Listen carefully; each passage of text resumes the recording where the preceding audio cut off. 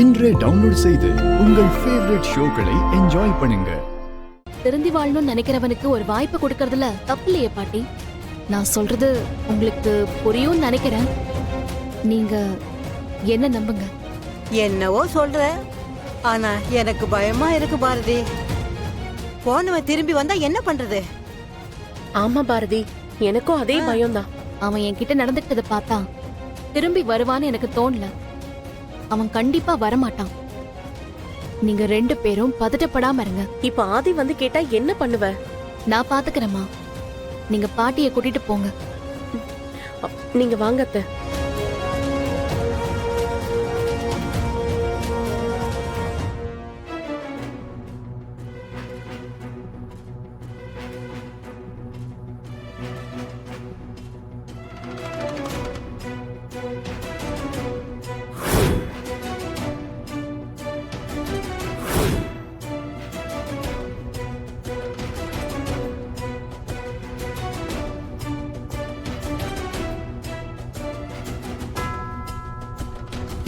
என்னாச்சு?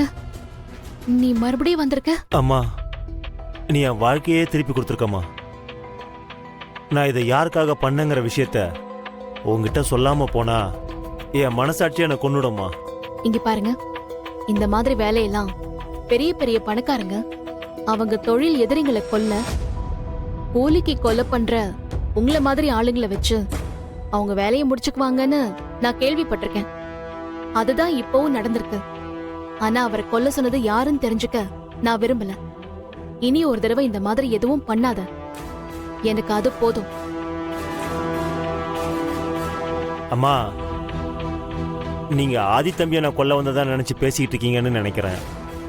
அப்படிதானே?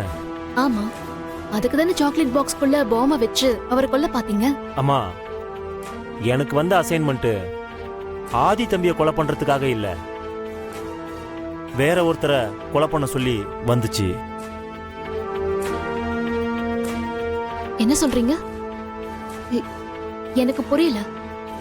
வேற ஒருத்தரையா? யார?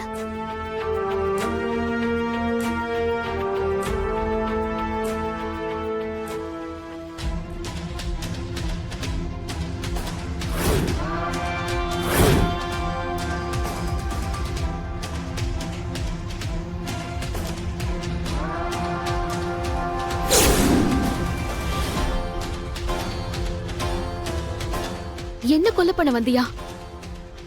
என்ன எதுக்கு?